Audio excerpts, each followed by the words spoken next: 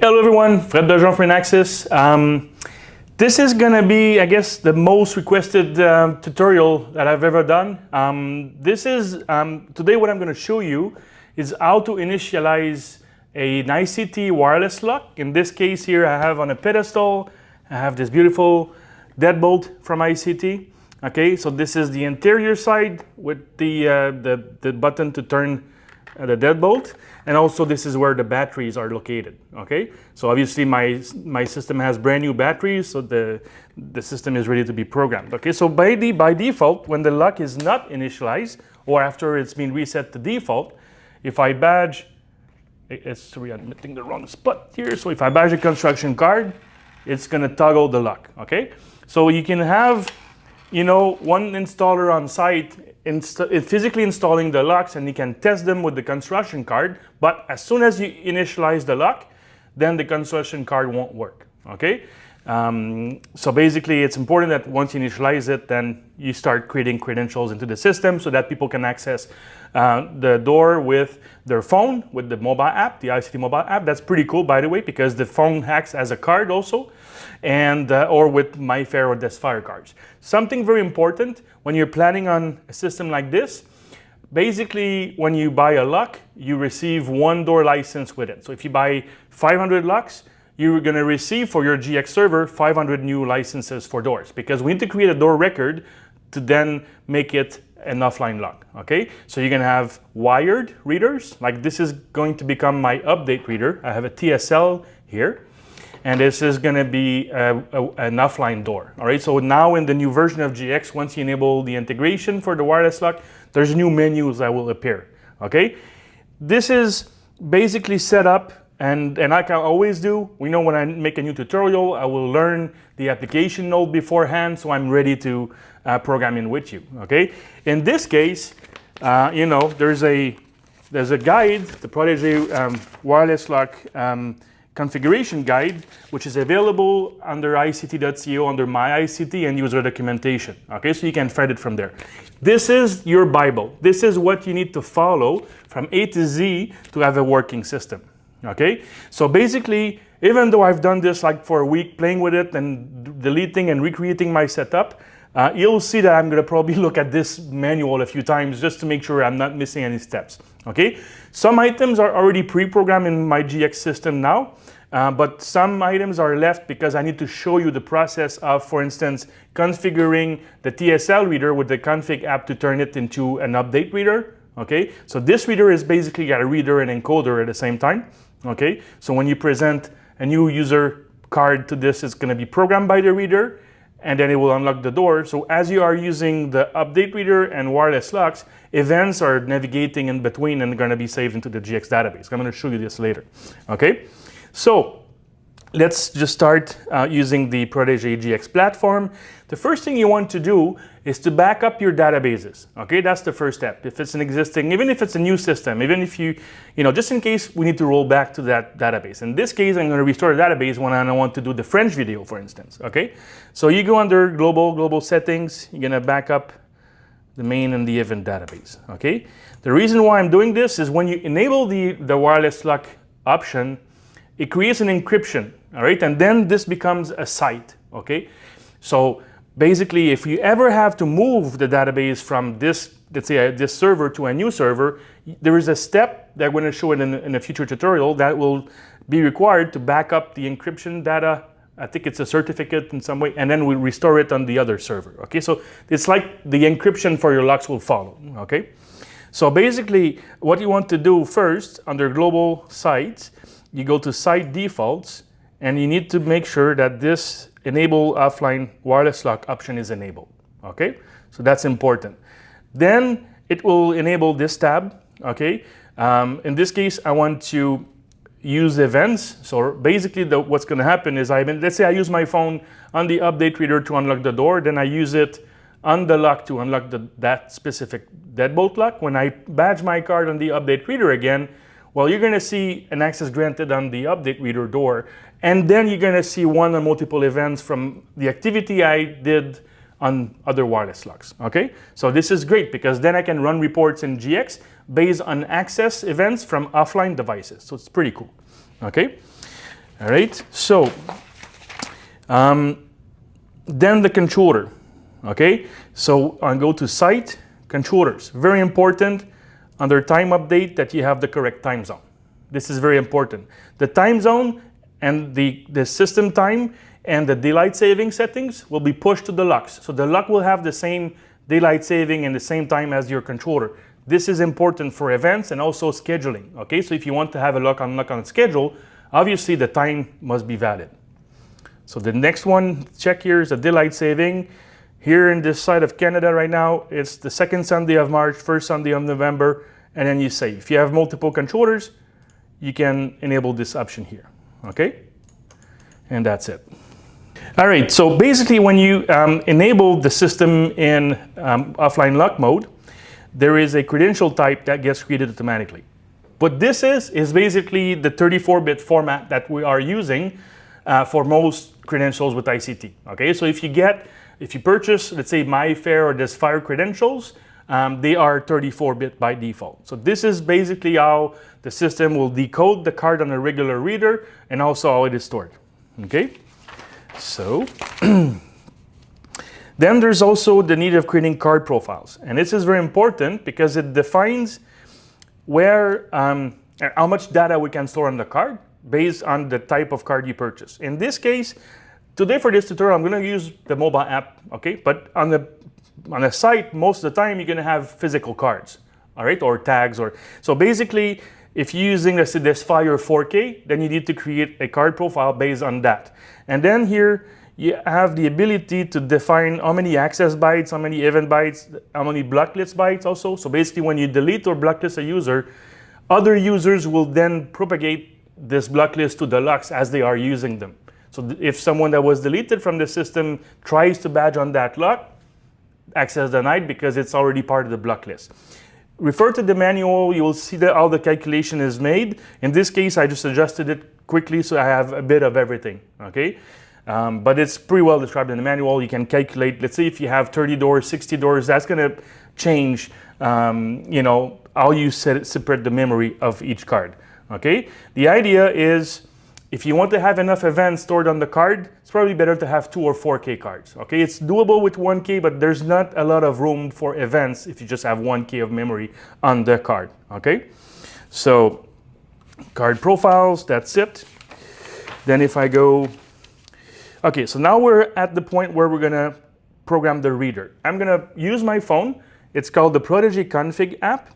You need to have a credential, a mobile credentials in your config app. If you don't have one, please contact our support and then they will assign one to your email address. So then when you log in into the app, you already have the credential required to start, you know, using the system and read. Okay, so what I want to do is I'm going to go here. Let's just start recording. I want to go to my list of cards formats or, you know, programming cards, and one is called update reader. Okay, so I select this one. I'm going to show you here.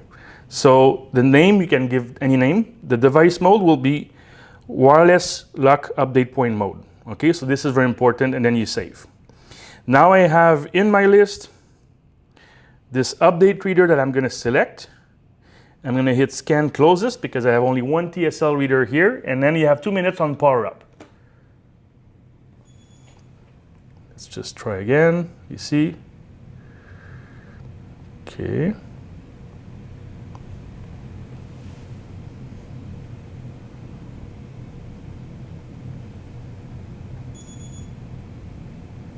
No, it took it. There was too many readers around. My app was trying to. Yes, so when you hear this color flashing and beeping, it's now booted in update mode. So now I'm going to leave it there. You see it's going to be flashing like if it's offline, which is normal, okay?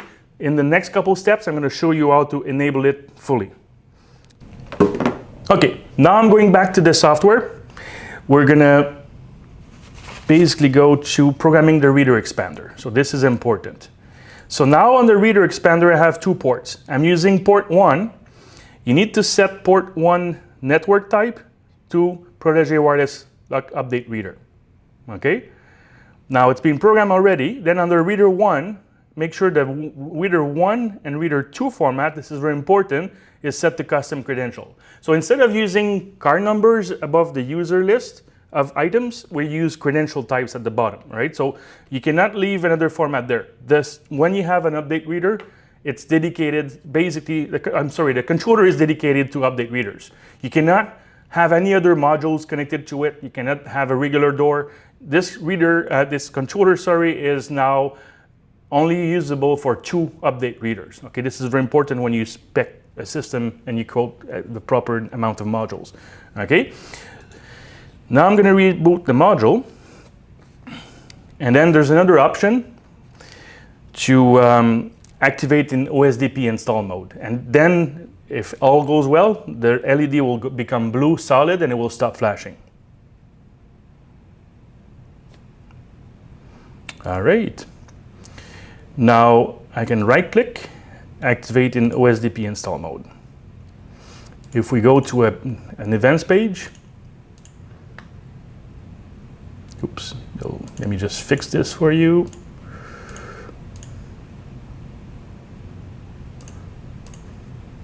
So we see properly. All right. Okay, so here we have install mode, reader expander, key initialization request.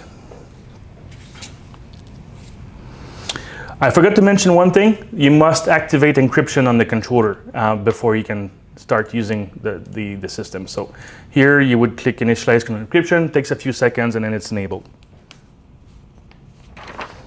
Okay.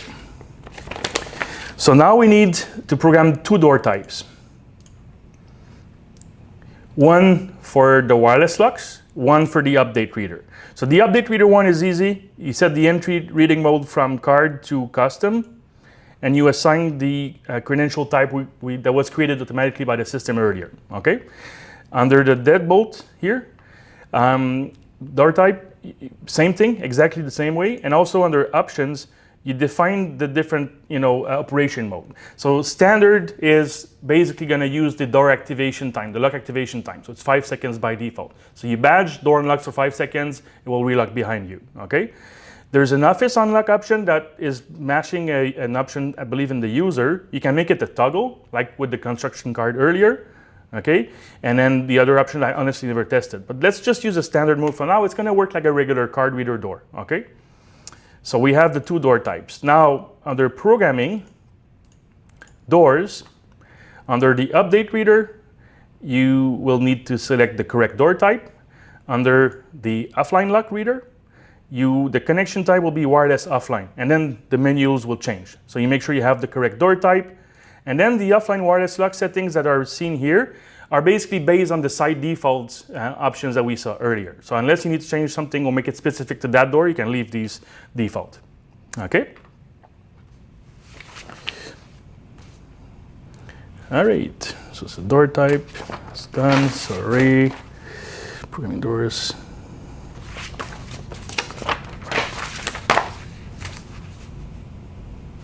All right, so basically, if we go back to users and access levels. So what I did is today I'm just going to use installer mode. Installer, basically, an access level has a different option to be enabled. So it's enable access to wireless lock config. This means that with my mobile credential, I'm able to actually program the lock, okay? A regular user's access level will not have this option, meaning that all they can do is to access the lock, get events, get updated from the update reader, but they cannot initialize locks, they cannot reset locks with the config app. So typically, you're gonna have a few users from the integrators company who are listed there, so if they have to do maintenance or servicing on site, their app is ready to let's say, reset the default lock, reinitialize it, or put a new one in, and so on, okay? So this is very important. Now to initialize the lock, let's basically open my phone, open the config app. We're gonna get updated by this, and then I'm gonna show you what's showing up and what's happening with the lock when it's being initialized, okay? All right, so now let's open the config app. I'm gonna go to offline.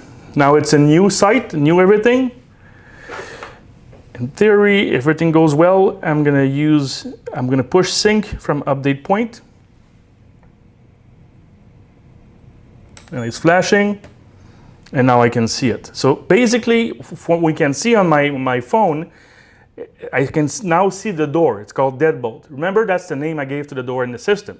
So basically, I have the configuration of that deadbolt in my app, on my phone, okay? So what I wanna do, I'm gonna turn it like this. You know what, I think I'm gonna move so you can see what's going on. I'm gonna press init plus update.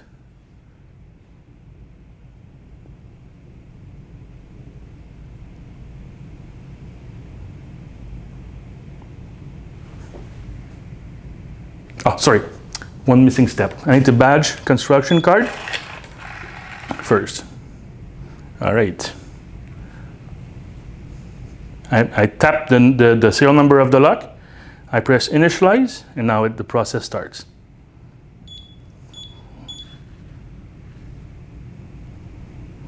There's maybe, I don't know, 7 or 8 steps to do.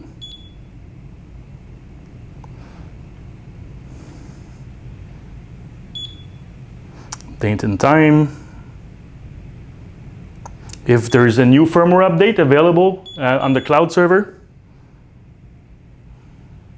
it was already done yesterday by me, so that's it. Perfect. All right. So basically, now that we've initialized the lock, let me show you what we can use the config app or the mobile app to unlock it. Okay. Sorry about that.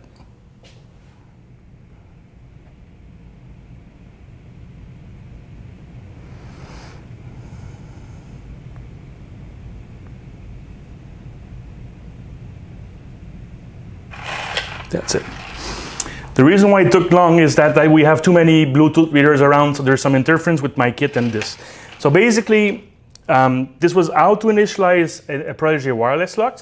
There's a few more features that we could have covered, but they would made a video very long, like how to manage the block list, the schedules, and so on. So that's probably going to be a second video. But at least now you know what you need to basically have a working setup. And again, all these products are available with Inaxsys. We are the distributor of ICT products in Canada. Okay, don't forget, we have tons of tutorials online, so you can refer to these for training purposes or to show your clients new features. All right. I hope you like the videos. Basically, my name is Fred Bergeron from Inaxsys. See you soon.